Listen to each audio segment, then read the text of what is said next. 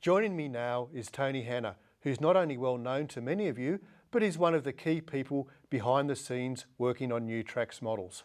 Today, Tony's going to talk about the development process and some of the important considerations that go into shaping it. Hi Tony. Hi Robert. Tony, how long have you been working with Trax? Since '95, 13 years now. And what do you still remember about the first Trax model that you worked on?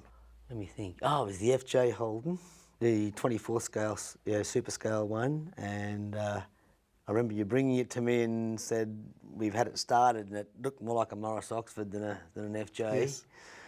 And you said you want me to really get into this and see what I could do with it and get it looking right.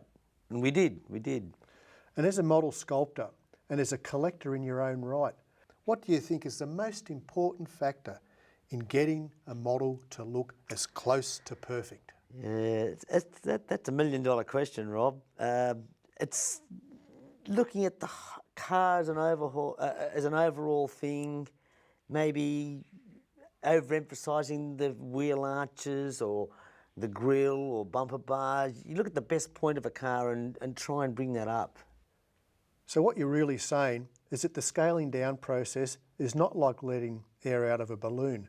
Can you share with Trax Club members some of the scaling considerations you've had to allow for when working on, say, a new 176 scale bus? Yeah, that showed up in the flexible clipper.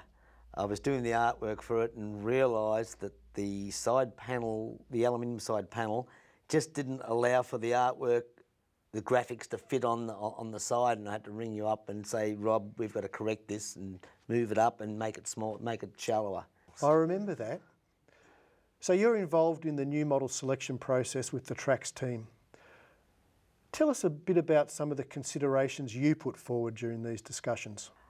Saleability, collectability, the many uses you can use that particular tooling for, not just once, and its popularity, I think, is most important. So say you were given the go-ahead for the HD Holden sedan and wagon project. Where do you begin with that?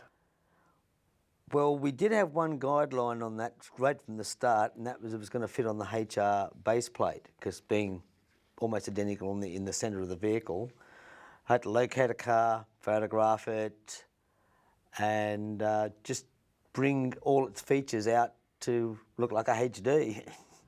Now here's one of the body shape moulds for the EH Holden Opel model. Can you tell the Trax members a little bit about the work involved to shape this? Yes, we had to look for its best features, which on an EH was definitely the tail lights and the smart bonnet and grille line, and had to really make sure that they looked exactly how the car itself looks. Being the first Trax Opel of super detail, we really had to get it right, and I remember taking the photographs for what I needed, and the tail lights on an EH are absolute. It's its autograph, and we just had to work really, really hard to get that look, and the C-pillar and the front. So to get it right, we also go to the trouble of using dimensional photos. How important are these in this shaping process? Very important, Rob, because the dimensional photos really help you get the basic shape. Yeah, actually apply them over the pattern or the body shape mould to see if you're going correctly with it and you're on the right track. Otherwise, without those, you're just in the dark. Talking about shape, what is the most frustrating part of your role and why? After doing a body shape mould, you look at it, you feel proud about it, it looks right, you send it off to China and it comes back as a working pattern and they just miss it. They just don't quite get it. Not all the time, but just sometimes, and you've got to correct it. Let's talk about creating the Deco Masters. For our club members, this is the master model that is presented with all the paint decals and badges in the right size and location. How do you work them up? Oh, that's the fun part, Robert. I really enjoy that part. It's finding the photographs of the particular car we're going to produce, and I have to research the vehicle I'm doing, whether it's a taxi or just a road car, doing all the badging on the computer, yeah, using my decal. I have a decal printer which prints out the decals, original colours. I go through all the paint books, mix the colours and decorate the model exactly how the factory is going to make it. So after the handover to Trax, would you remain involved or only get called in if there's a particular reproduction issue? No, quite often I think you call me up and say, Tone, there's a problem here, come and have a look, or give it the okay, and it's great to be part of the family to make decisions like that with you. So it's just an ongoing refining project? Oh, all the time. Now I shouldn't ask this, but what's your favourite Trax model, if you have one? Definitely the VG Valiant sedan. It's just turned out exactly how I wanted it to be. It was just perfect.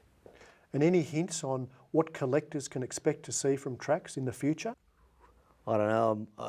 There's some things that I'd like, but you mightn't like them as much as me. That's something I have to leave to you, I guess. Fair enough, but what new model would you still like to see in the Trax range? I'd love to see the 24 scale EH sedan. It'd make a nice partner to the 43rd scale one, and I'm sure everyone would love it.